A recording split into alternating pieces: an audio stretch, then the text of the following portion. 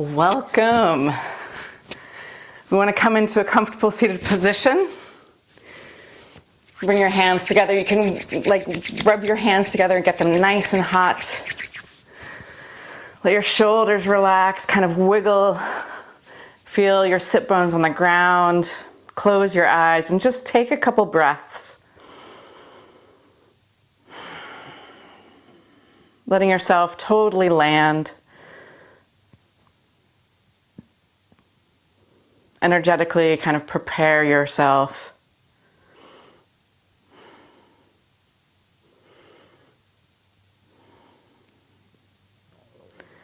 And then maybe take a moment to dedicate your class, and especially because we're doing a class on Scorpio, you might even dedicate it to someone who's passed on. On the other side,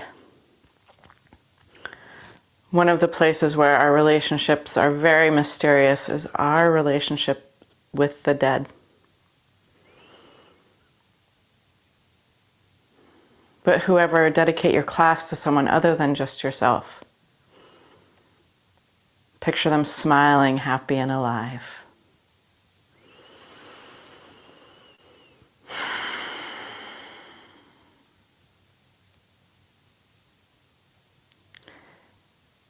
Empty your breath, take a full inhale. We're going to sound 3 ohms.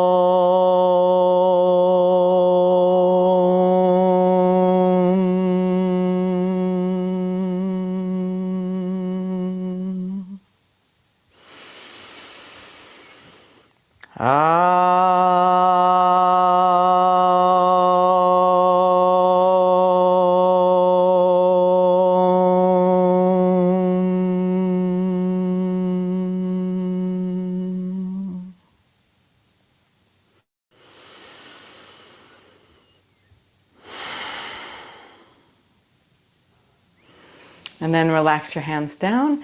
And we're going to start by coming into, I call it either seed pose or embryo pose. It also just kind of looks like you're trying to be a rock.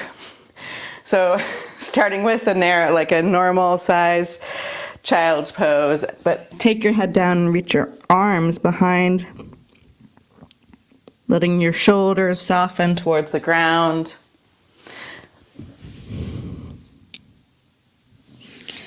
And just take a nice full deep breath and then sigh it out through your mouth.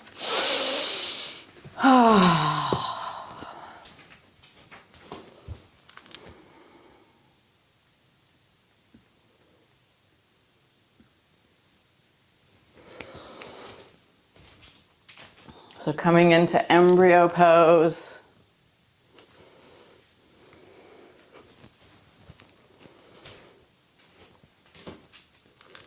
Seed pose works for a name too.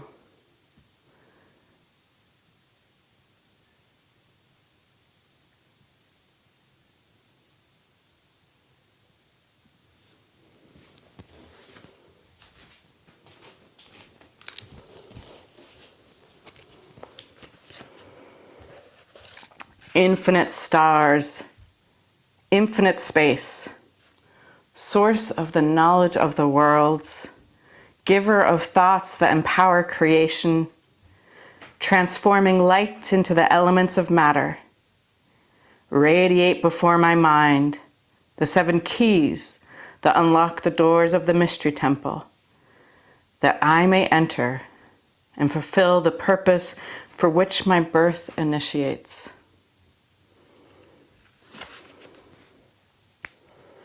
This is an invocation written down by Orlin Bishop.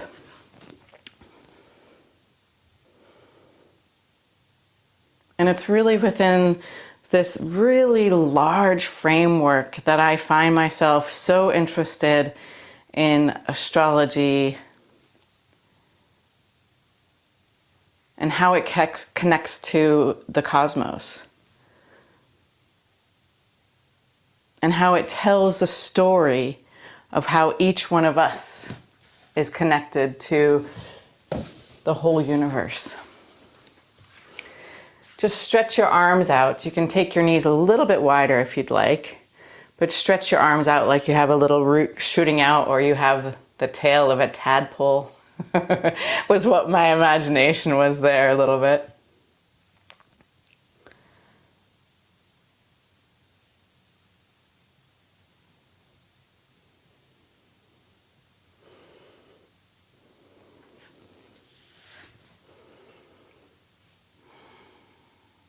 Feel your body soft.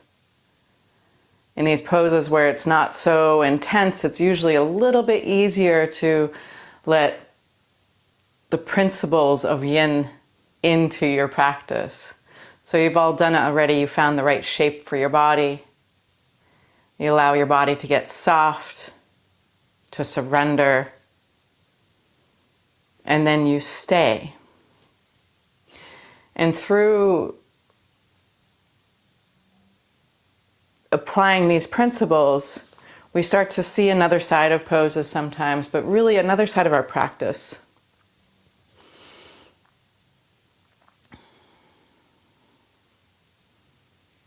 So while I might be talking and even talking a lot, there's still, in yin yoga, there's much more of an intimacy of meeting kind of your inner space.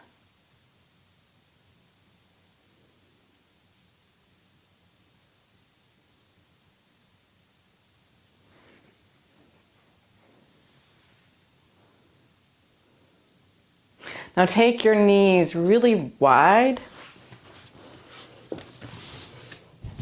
So you're still in child's pose, but you're spreading your knees out. And you can even start to move just a little bit forward with your hips. So you really are turning into a tadpole.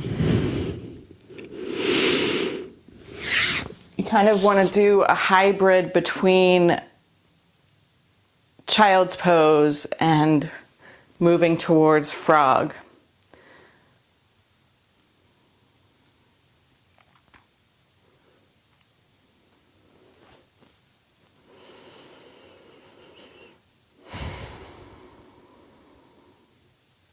So a lot of mainstream astrology is very much is very theatrical. It's a very entertaining thing in an entertaining world, because you can really kind of delve into the stereotypes and the caricatures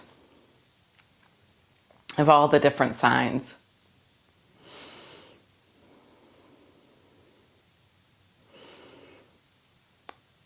And that often, concentrates on where the sun is in your chart, what your ascendant is, and where your moon is, and the personal planets, which are the planets that are closer to us and closer to the sun. So Venus, Mars, Mercury, the moon. But we really are an expression of all the planets that we find in our birth chart, all the planets and all the stars we find in the cosmos. And so as you can imagine, because there's so many stars alone, and even planets we haven't discovered yet, it's a subject that just keeps on going. It's evolving, it's moving, and there's layers upon layers upon layers of it. And the place where I'm super interested and engaged in is more in the places less about your personality, as fascinating and entertaining as it is, but more about where your soul wants your soul, your spirit, depends what language you're using, where it really wants to move towards in this lifetime. What it has invited all of these wonderful themes and challenges for you to meet in this lifetime, so you can develop certain strengths that your soul wants, even if your personality isn't so sure yet.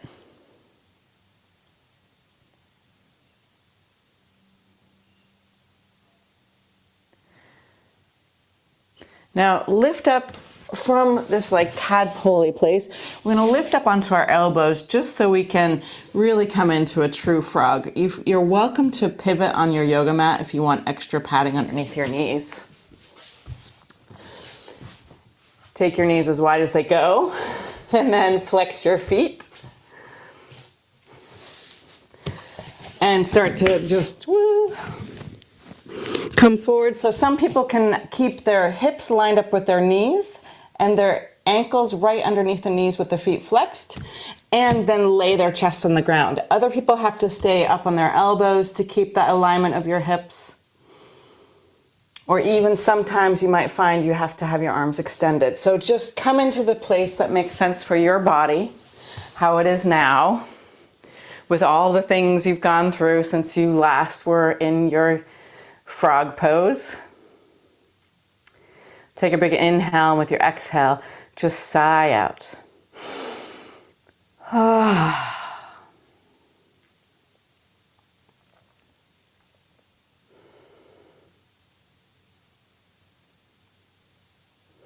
The complexity of the night sky and the complexity of us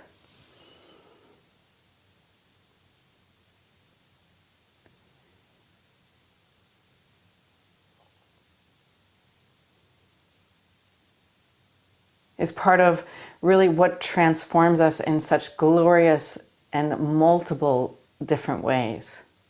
So even you'll meet two people who have their sun in Scorpio and they are nothing alike. And then you'll meet two people with their sun in Scorpio and they're so much like each other. But even if you don't have your sun in Scorpio and you have none of your major planets in your personal planets in Scorpio,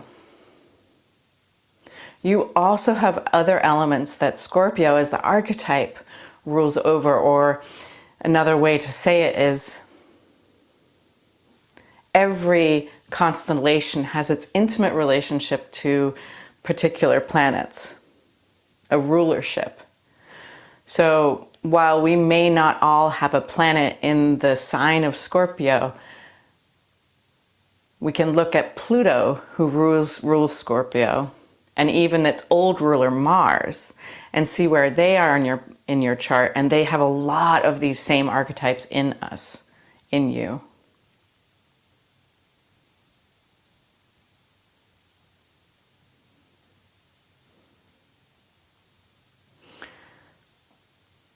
When you're learning astrology, or if you're learning kind of any kind of evolutionary study,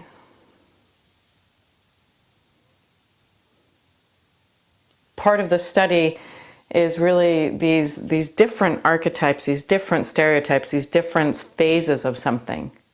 But really what we're seeing is how the phases become one another, how we all move through different stages of life.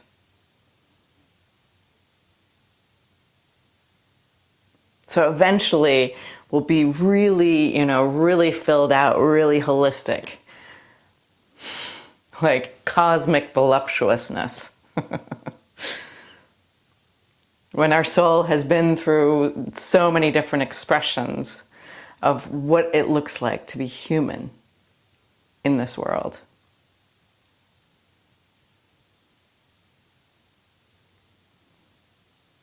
So see if you can soften towards the intensity. So one of the first things that you start to learn when you hear about Scorpio is the intensity. People usually either love Scorpios or hate Scorpios. Rarely are, people who have Scorpio sun, rarely are people kind of like indifferent. That's the personality side of it. But this intensity speaks to a passion, to a drive towards mastery in whatever or wherever you find Scorpio in your chart.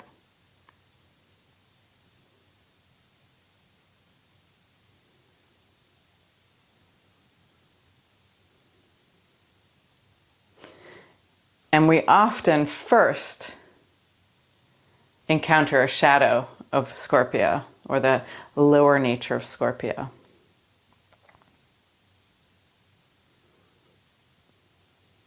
We know the story of the scorpion, that archetypal story where the scorpion comes up to Frog and is like, hey man, can you give me like a lift over this raging river? Can you swim across? I'll ride on your back. And the frog looks at Scorpion and is like, why would I do that? You're just gonna sting me. And Scorpio's like, no. I'm not gonna sting you. Why would I do that? That's so dumb. It would kill me in the middle of the river. And I want to get to the other side. And like after a little while, Frog is convinced, as Scorpios can be convincing and manipulative.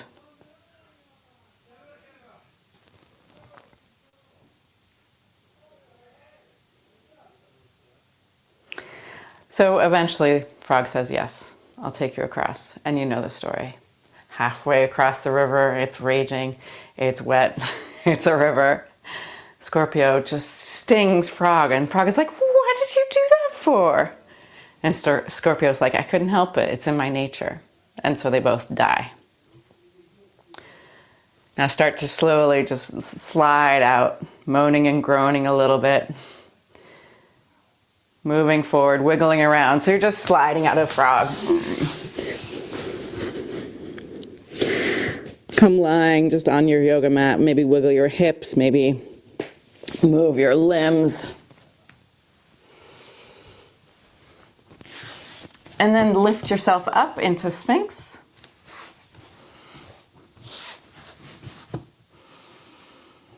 Let your hips be heavy, take your legs wide if your lower back's okay with it. Otherwise, just have your legs closer together. Let your shoulders drop down your spine.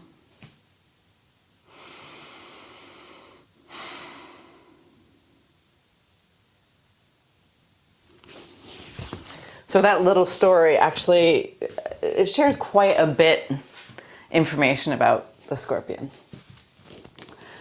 And that is the level that people usually kind of stop and they decide, oh, that's the way scorpions are. But when you start to study and you start to scratch below the surface, there is so much more complexity to it. Wherever we find Scorpio or very scorpionic people, they're always the messengers of transformation. They are the things that change us.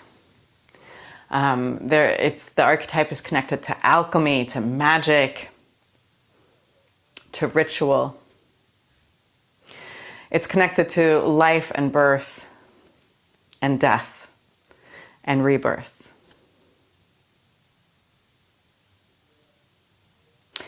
And the lowest nature of Scorpio is like the scorpion. Stinging right in the middle, betrays, keeps secrets, wildly capable at self-sabotage. I mean, who isn't? But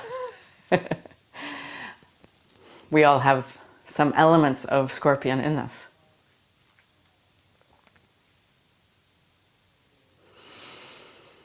But the next stage of the Scorpio is actually the archetype of the snake.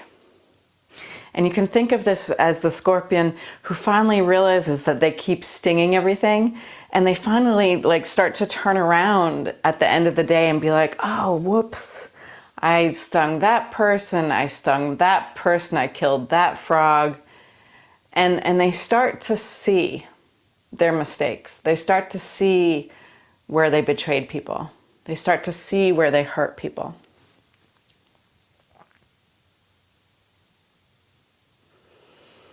And just like in the rest of our evolution, it takes often a lot longer than we want to recognize a problem and to solve it, or to recognize a habit and change it.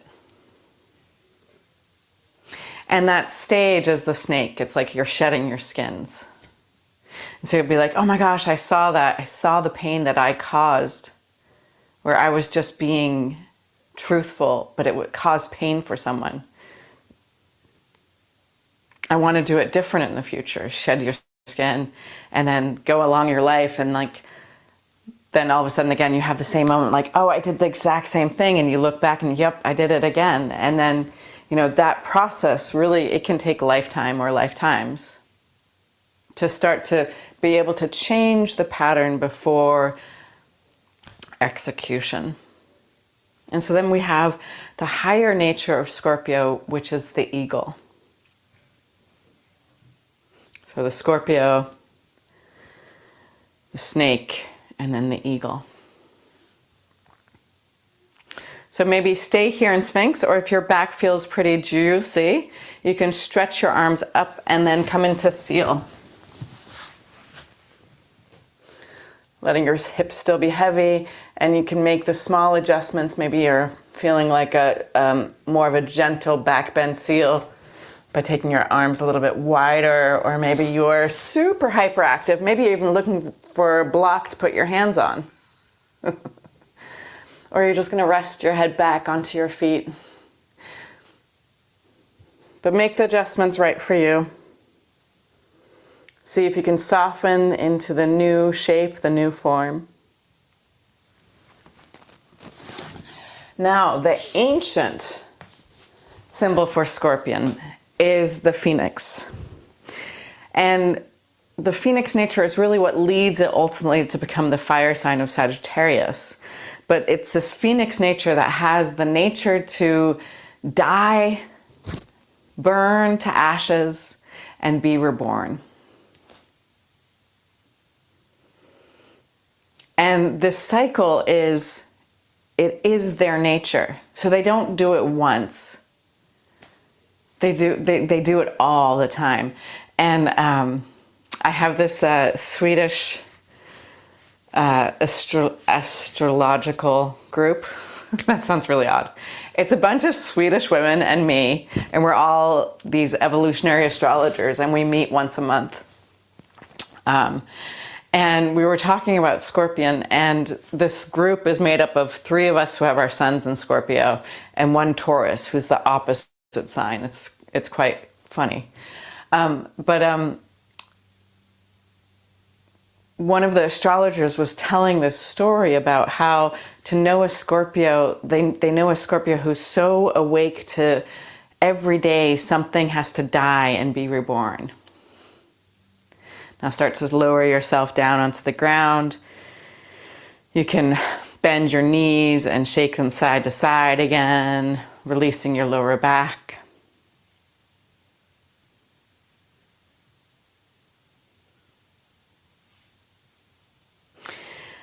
And then, believe it or not, we're going to come back into a wide kneed child's pose, but this time we're going to add a twist to it.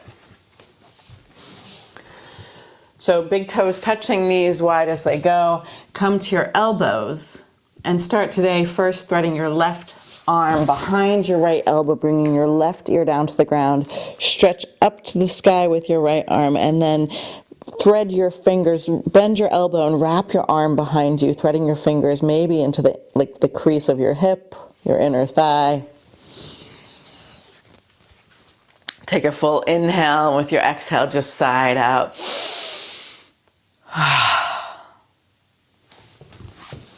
And she was talking about how actually a healthy Scorpio does that on purpose. Like, what can I let die today, and where can I be reborn, and what can I do? What can I make anew today?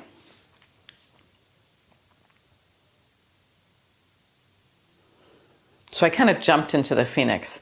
I didn't really talk about the nature of the eagle. And part of what's so beautiful about studying astrology or studying archetypes is that we know them. You already know eagle. You know, the eagles, they soar really high up. They have an amazing sight, perspective. In indigenous tribes in North America or South America too, The eagle always represents spirit. It is our highest nature.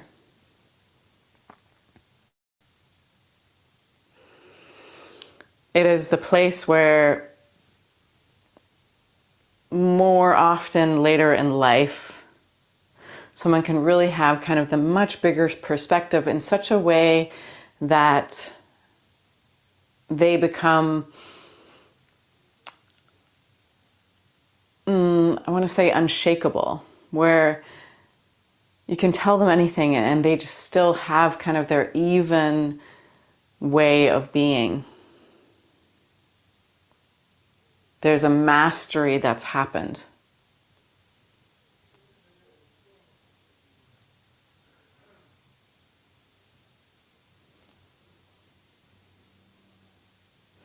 And then in esoteric astrology, you know, there's even one more layer to it. So we've got the Scorpio, we've got the snake, we've got, I keep wanting to say worm, we got the snake, we have the eagle, the fiery phoenix, and then the esoteric ultimate goal is the dove,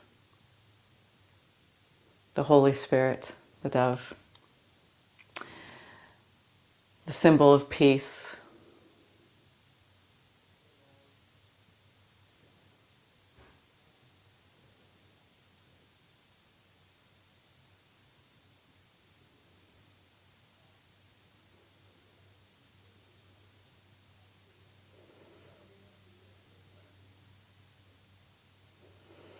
But on every layer, the archetype of Scorpio is intense, passionate, and full of feeling, as it's a water sign. So speaking of feeling, unwind your left arm, find your way back, maybe move and groove for a second, wiggle a little bit, and then we're going to come back and we're going to twist to the right. So maybe you wiggled your hips side to side, and then you come back to this widening child's pose, come up to your elbows and thread your right arm behind your left elbow, bringing your right ear to the ground, wrapping your left hand behind you.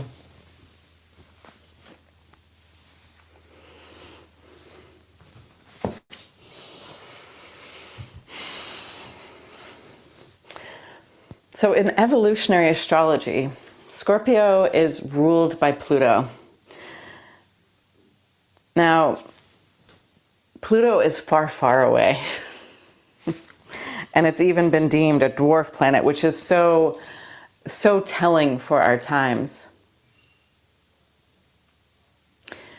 There, you know, it used to be before 1879.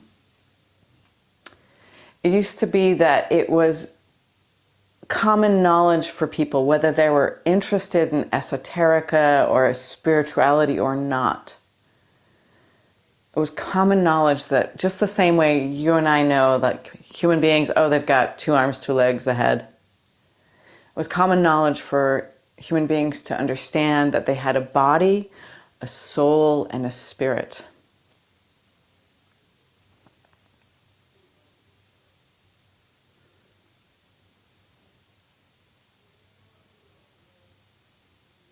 And that has really changed and become confused too. So a lot of, especially New Age material, will even interchange spirit and soul, use soul sometimes when spirit's more appropriate, and vice versa. And it's very hard to find agreement on the language. But it's even to a point where, you know, there are like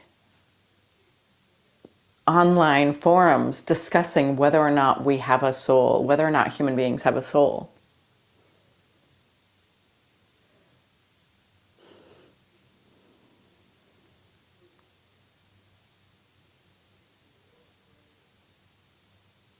And this is actually of critical kind of timing, because, you know, with the explosion of AI, we need to be grappling with these questions. What's the difference? What's the difference between an intelligent human and a robot or a fleshy sounding, noise making, intelligent robot?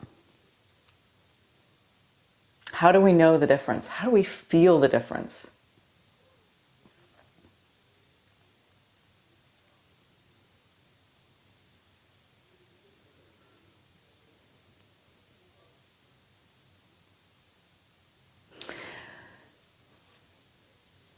Take 5 more full deep breaths on this side before you unwind.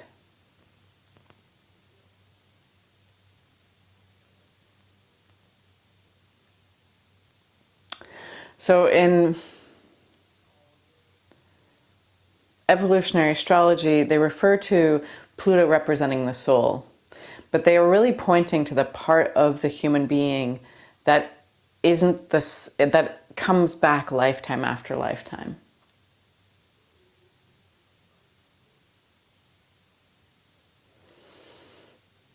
In a way, you could say they're pointing to the dove, the Holy Spirit.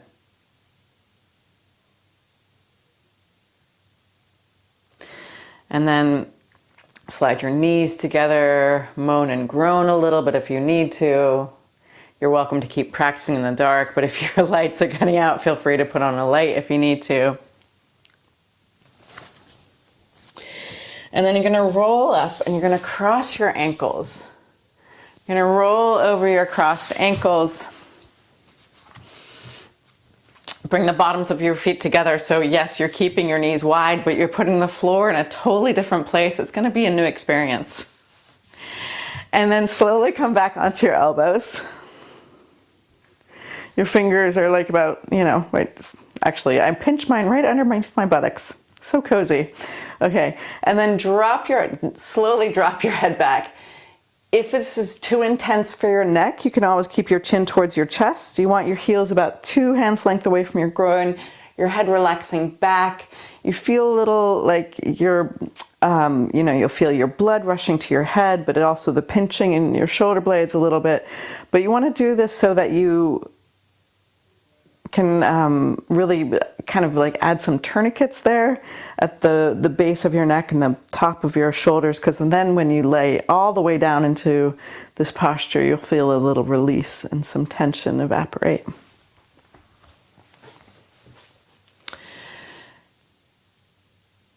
But to connect Pluto to the sign of Scorpio, it's a modern move. I forget, I think it's like, I have it written down there, but you know, they haven't known, they kind of knew about the planet Pluto, but they didn't, it took them a while to find it. They found it in theory before they physically found it, actually saw it.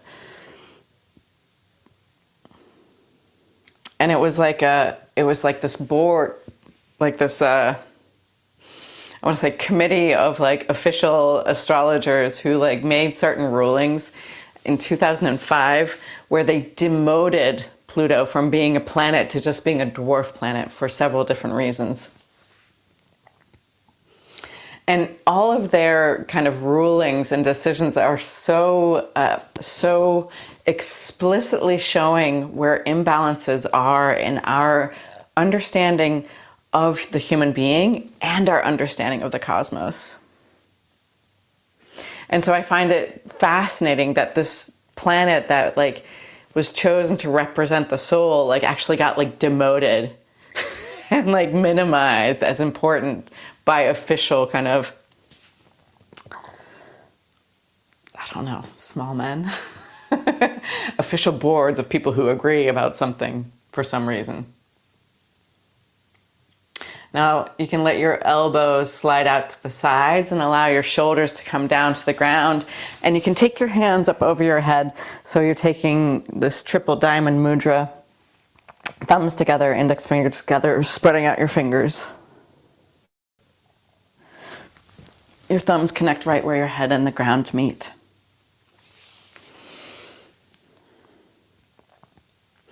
And in our astrological chart, wherever we find Pluto is the place in our life that really is, my teacher talks about it being like the black hole of your chart, that you're a little obsessive compulsive nearly around things that are ruled wherever your Pluto is. And that's really our soul's like wish to like go to the opposite side of, or actually to know the opposite side of the chart, so you can find your way to really be this centered, grounded, holistic human being.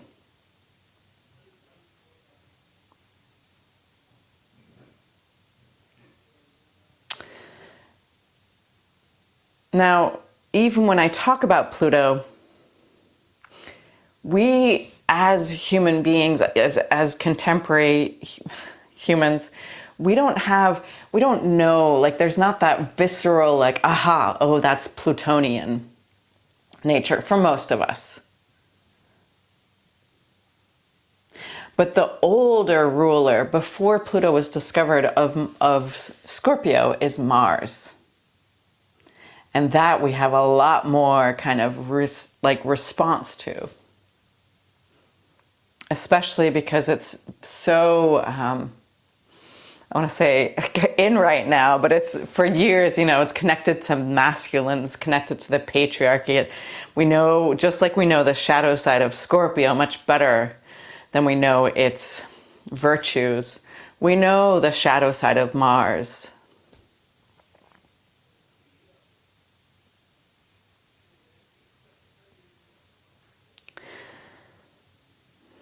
But on the higher level of Mars, it is a drive, so the base, like the Scorpio nature of Mars, you can think of it as the impulse below the belt. It's the impulse of the loins.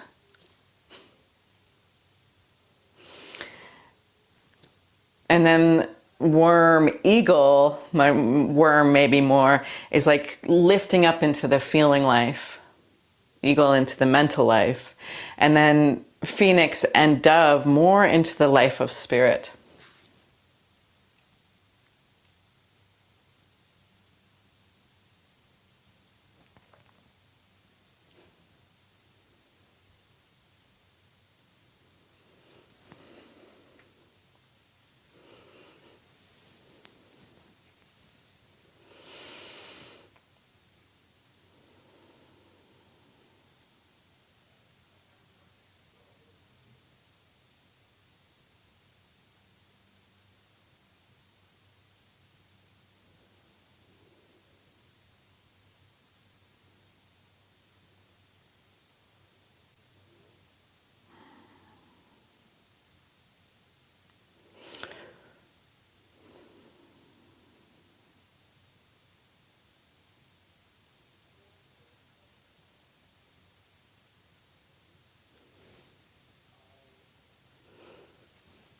So whenever Scorpio is brought up, even my astrology teacher, nearly as like a knee-jerk response, will say like Scorpio, loss, betrayal, deceit, secrets, just like, wah.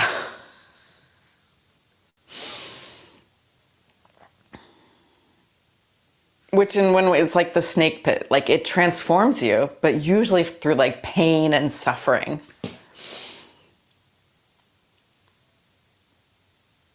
But just like in Mars, just like in Scorpio, when we start to really do the inner work and move into the becoming nature of us,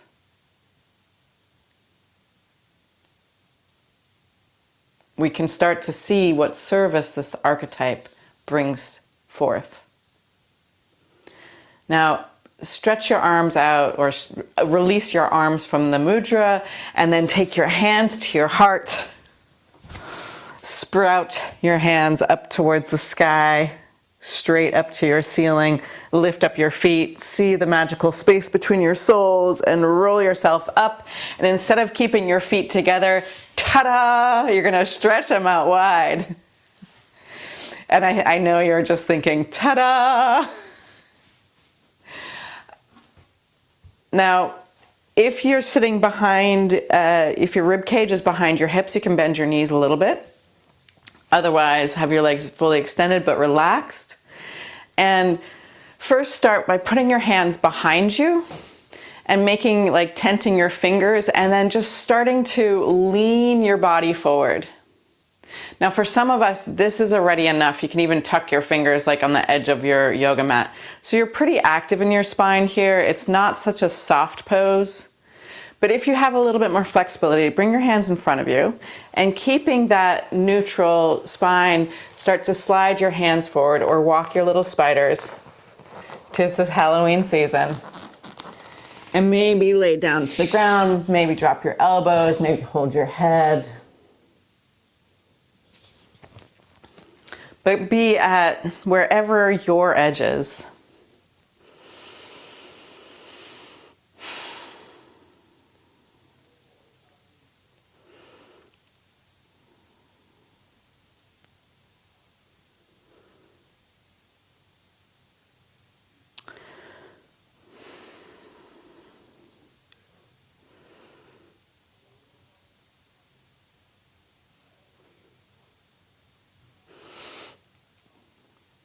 So we can look at any sign in the zodiac and we can really see, you know, it's shadow nature and it's like virtue nature.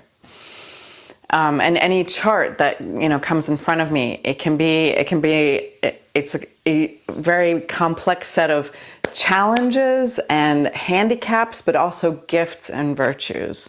So, you know, this usually is all kind of not neatly divided up, but it's like, imagine like a ball of string and like add like 3 kittens and like get all mixed up, and it's like in this like wonderful little bundle. And so it takes maturity often for us to come to terms with part of the Scorpion nature. So in my own biography, my son's in Scorpio. I know too much right now. Okay, my son's in Scorpio. My Venus, Mars, they're all in Scorpio. And right now, the sun is over my Mars, and Mars is over my sun, which tends to be kind of, you can think of wherever like the sun is, it's like illuminating something. And so I find like I'm quite fiery lately. I mean, I am always maybe, but like just feeling extra argumentative or extra just like impatient with everything. You know, so that's like if I just kind of lean into like the shadow side of it, but I also have this energy available. So I can initiate something, I can do something, I can get some stuff done. Like you can kind of talk about how Mars can get things done. But again, it's this individual effort of knowing yourself and lifting these elements up and allowing them to not just be kind of a visceral animal nature, but lifting them up to be human and even ultimately aiming for divine. So when I was a kid, and I mean, still as an adult today, don't let me, I know all of you in this who I'm talking to live in the class right now, and you know me. So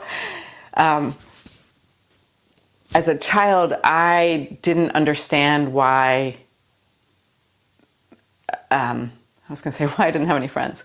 No, but I didn't realize how much I hurt people. That Scorpio sting, I had no idea. It's like you don't, like it's behind you, like you don't really see it.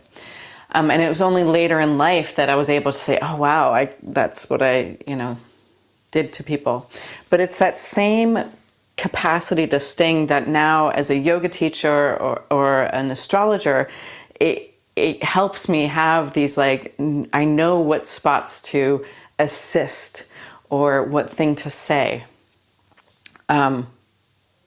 So it's part of the same package. And I still work very hard, even if sometimes my work falls short of in the results, but I work very hard to be kind about whatever I say to other people.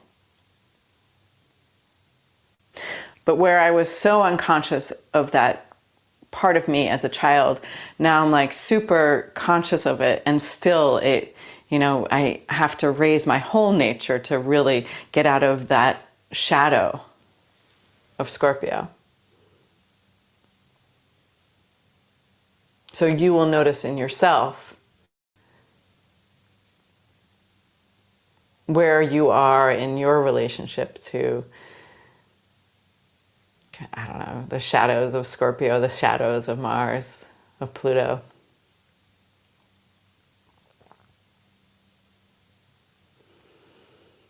All right, start to slowly invite yourself back. We're going to have a little yang moment. You're going to lift up your butt or lift up your legs, pushing the floor away. And then come up onto your knees. And we're going to have another little yang moment here before we do a yin twist. And we're going to do a camel pose. So bring your hands to your lower back. You want your knees about hip distance apart. They could be a little wider. You're activating your legs, pushing your legs down. Bring your hands to your lower back. Squeeze your elbows together. Pop your chest up. Drop your head back softly. Now you're very active in this pose. Push your hips forward. If it's okay for you, you're going to drop your hands down to your heels. And then we're going to do a lion's pose. So stick your tongue out, look at your third eye, and with a whisper, roar like a lion. So go, beautiful. And then lift up. Cross your ankles. Roll over your crossed ankles. And you can do a little funny dance to come down to your back.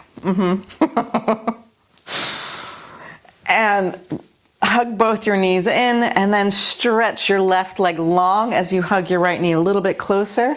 You can even lift up your butt and slide your hips to the right, and then drop your right knee all the way over to the left.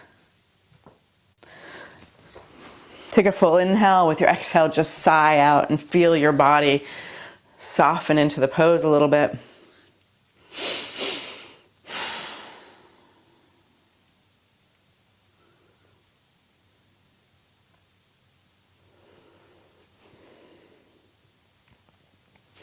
When we think about alchemy, transformation, death and rebirth,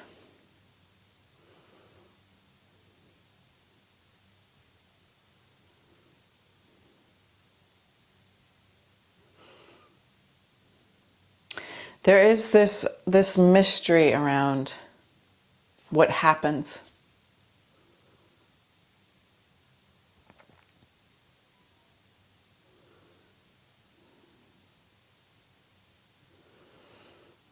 There is, you know, how does one thing become the other?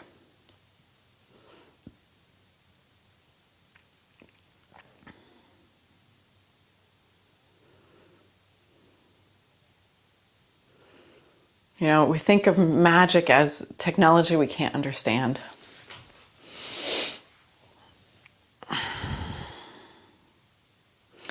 And whenever we encounter something that transforms us, whether it is spiritual work, whether it is even, you know, physical work, or work on the yoga mat, or we have a natural resistance to it, because what it does is it disturbs where we're comfortable.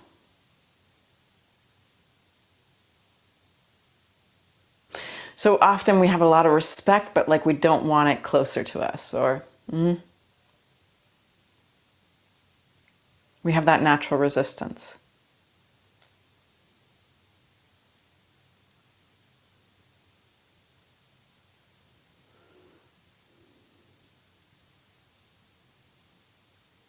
In this way, Scorpions can often feel kind of separate and feel lonely. And And one of the shadow sides of Scorpio's feeling of is being insecure. My teacher talks about how wherever you find Scorpio in your chart is where you are the most insecure. Which is a little bit like bad news, but useful. When we start to see that certain patterns, we've come in with it from the stars. We've asked to meet this pattern so that we can have the bravery to be transformed and transform it.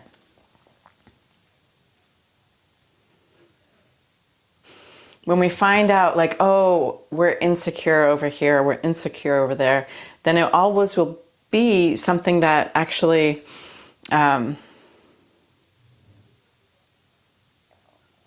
in my own, like the way I treat insecurity is like, yeah, I'm insecure there, but you have to do it anyways.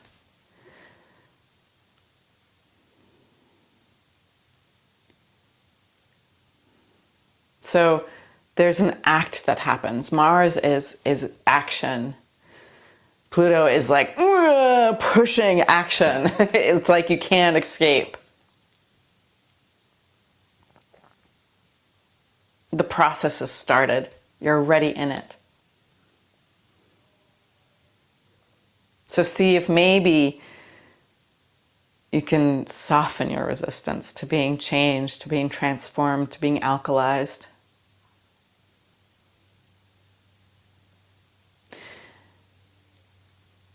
Come back to center, hugging your knees in.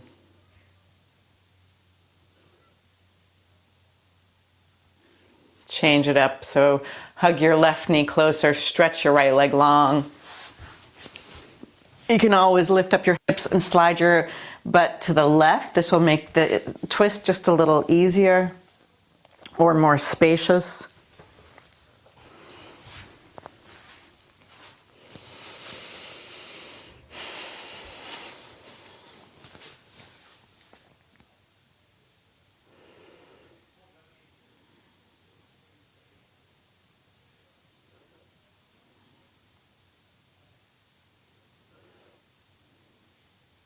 We come into life to be changed.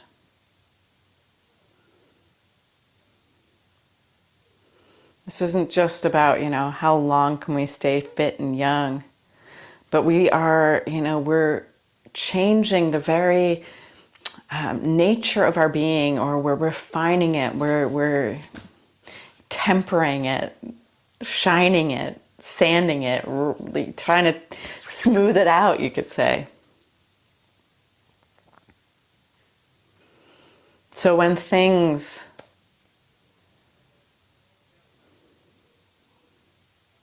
we meet affect us, like then you're in the right place. This is what you're here for. And so in the Scorpio time, and right now we're even between the solar eclipse and the lunar eclipse coming up on October 28th. This is the place in your, this is the time to say like, oh, what do I want to let die so it can be reborn of a different nature? What do I want to let go of? What am I willing to lose? What is the true essence of what I'm doing, of what I want to be, of who I am, why I'm here?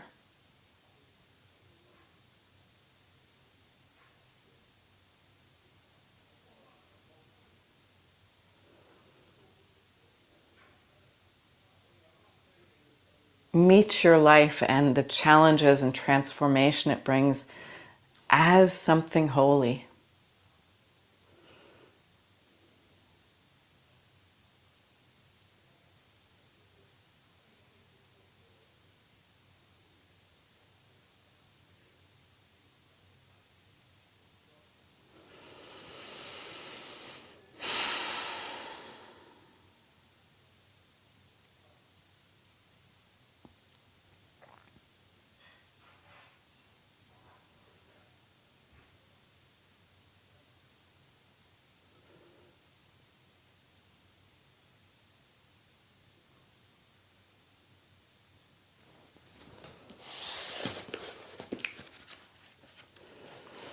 infinite stars, infinite space, source of the knowledge of the worlds, giver of thoughts that empower creation, transforming light into the elements of matter, radiate before my mind the 7 keys that unlock the doors of the mystery temple, that I may enter and fulfill the purpose for which my birth initiates.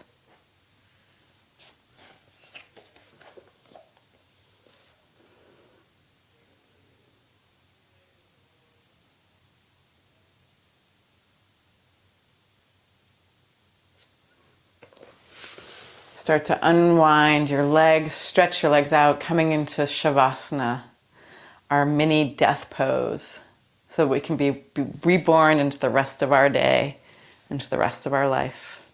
So palms open, taking your legs nice and comfortably wide after a yin class, like you're about to do like a snow angel.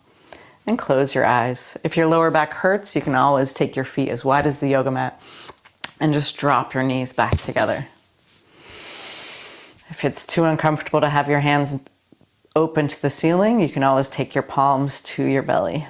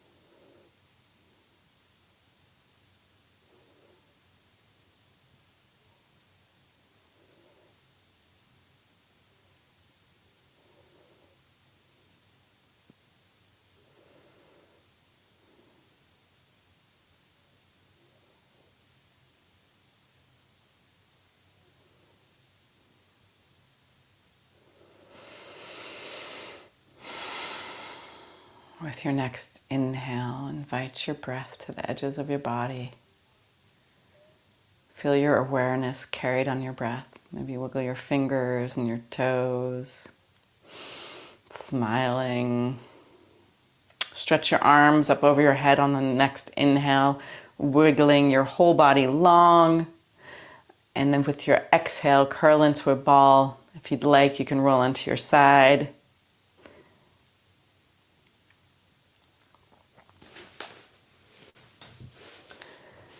And then help yourself up into a comfortable seated position.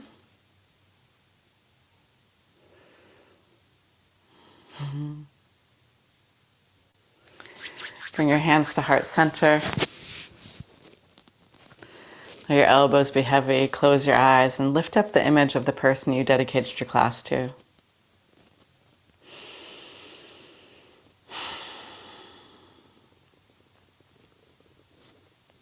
Let's close with one final Om. Empty your breath. Take a deep inhale through your nose.